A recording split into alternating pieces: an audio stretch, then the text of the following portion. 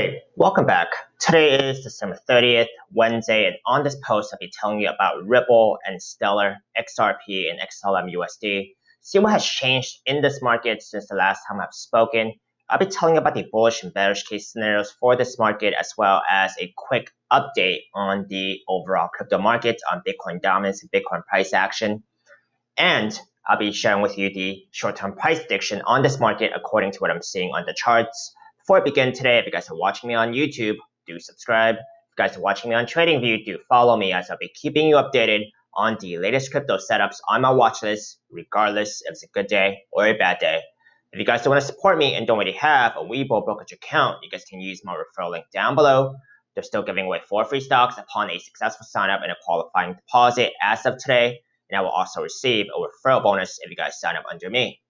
Please also read my full disclaimer below. I am not a financial advisor, and this is not financial advice. I'm purely sharing my own speculations, opinions on this market. I cannot tell you the future. You should always do your own due diligence before trading or investing in this market, as it's extremely risky and volatile. If you guys have any questions or comments, please do only leave them in the comment section below, but I will get to them a lot faster that way.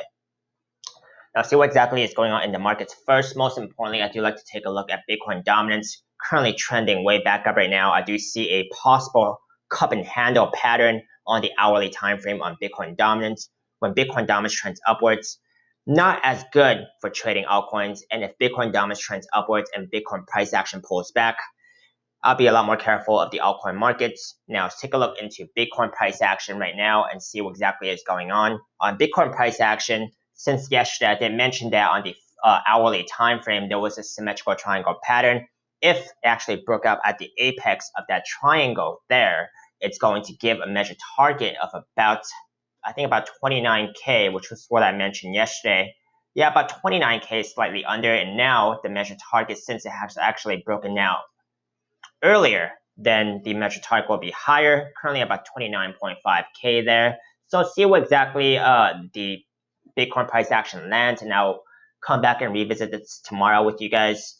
So this is what I'm looking for right now. If Bitcoin price action does pull back while Bitcoin dominance trends upwards, I'll be a lot more careful of the altcoin markets. Now let's take a look into XRP and XLM USD and see what exactly is going on in here. For XRP, let's go on XRP first. So since last time I have spoken, the price action has been on a downward trajectory and has broken below some of the key key support levels I was talking about, including the last fib level right here at about 24.5 cents. And of course, below the weekly 50 simple moving average as well. Let's see if this weekly candle actually closes on top of this weekly 50 simple moving average. I think it's not too long of a shot. It's about 26 cents. So let's see what happens, and we will definitely revisit this later this week as well. So let's zoom in and see what exactly is going on the hourly time frame. On the hourly time frame, I do see an ascending triangle pattern that could be forming right now. And if this ascending triangle pattern actually plays out, it is 63% chance of it breaking upwards. If it stays intact and actually breaks upwards, I have a measured target of about 30.5 cents. That's the measured target. May or may not be reached. It's only theory. So right now I am looking on the hourly time frame because there is let's see if there is not bullish divergence actually. This is significantly lower RSI here. So let's look on the higher time frames and see if there is possible bullish divergence on the higher time frames. On the 4-hour time frame, there is bullish divergence. So if this plays out like it should, I would expect the price action to actually land back above and close above the 4-hour 21 simple moving average, which is the blue line right here. So let's see if that happens.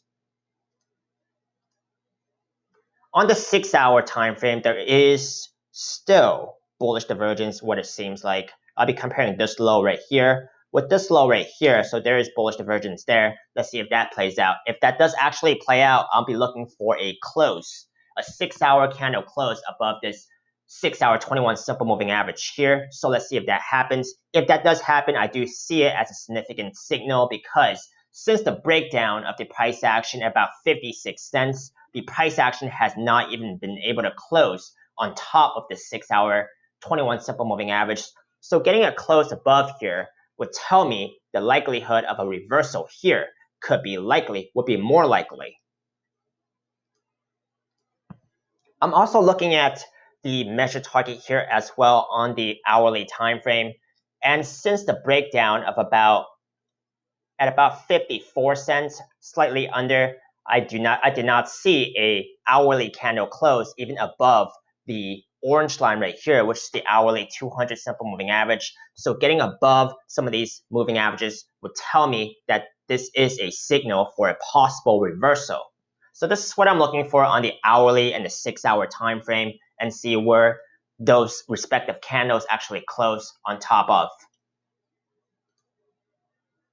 Now, that is my very short evaluation of the XRP market right now, since everything has just been dumped on for the past couple of days, and the key moving averages have actually been broken below. So this is what I'm looking for in terms of a reversal, starting from the hourly time frame up, and then the 6-hour, of course. Now, let's take a look into the bullish and bearish case scenarios here. Bullish case scenario, obviously, if the price action here breaks out of this ascending triangle pattern, 63% chance of it breaking upwards if it stays intact.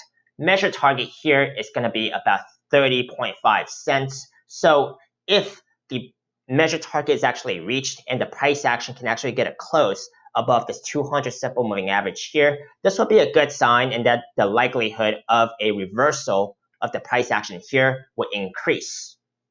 And of course, I'm also looking at, let's see here, on the 4-hour time frame as well. I'm sorry, on the 4-hour time frame, I should have mentioned that the 50 simple moving average, if the breakout target is actually met, we should also get a 4-hour candle close on top of this 4-hour 50 simple moving average as well, which has not even been touched since the dump back here. So that's what I'll also be looking for as well. The hourly 200, the 4-hour 50, and of course the 6-hour 21. Getting closes above these smaller time frames would tell me that the likelihood of a reversal here could be likely.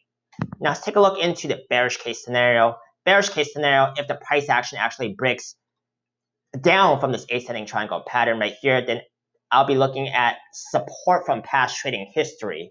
It looks like the support here is about 17 cents. And then if that does not hold, I'll be looking back further for about, let's see, 17 cents is the next level of support, which the price action has actually bounced off of. Then I'll be looking at possibly 16 cents from just this area right here. 16 cents. So some support level over here, I think even trickling down from 17 and then 16, 14, a little under 13, and then finally the lowest of the lows here is about 11. Okay, so that is basically all the trading history that I can actually look back on for support. That's what happens if the 17-cent level does not hold, and these are the bullish and bearish case scenarios for XRP. Let's take a look into XLM real quick now and see what exactly could be going on in here. So pretty bearish price action here as well, as I have mentioned last time.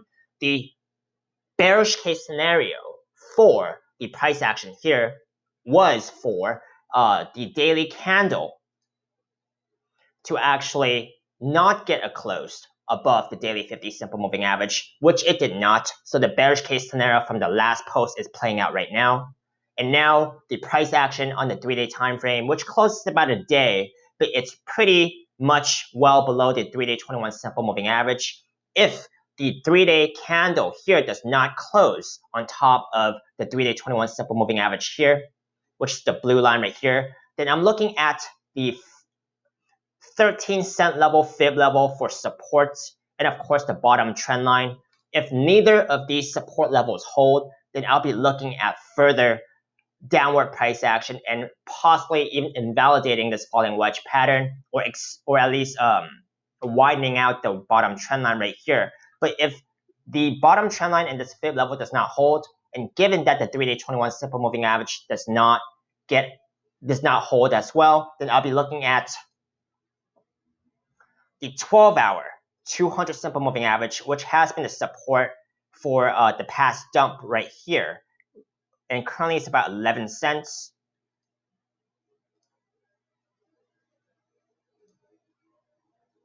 And then the 3-day 50 simple moving average, which is currently at about slightly over 10 cents as well, which is also the 0.38 fib level, as well as the weekly 21 simple moving average. So quite a bit of support below the bottom trend line, in between the bottom trend line and the 10-cent level, but that's still quite a bit of downward price action to get down there, so I'll be very careful of that. Now, the bullish case scenario for today, of course, if the 3-day 21 simple moving average holds, we get a 3-day candle close above this 3-day 21 simple moving average. This tells me that this is the temporary low for now, and that the price action could possibly head back to the top trend line over here for a swing, okay, and that this falling wedge pattern is still valid. On the flip side, the bearish case scenario, if this 3-day candle does not close above this 3-day 21 simple moving average, which closes in about a day, okay, then breaks this bottom trend line right here, then it could head towards about 10-cent level. Then that is the bearish case scenario and possibly invalidating this falling wedge pattern. Now, these are my bullish and bearish case scenarios for XRP and XLM today. Let me know if you guys found it helpful. Give me a thumbs up if you guys did. Let me know agreements, disagreements, feedback. I would love to hear them. Hope you guys manage your risk carefully. And if you would like to see any more of my most recently uploaded videos on YouTube, you guys can check out my links up here on YouTube. I'll see you next time.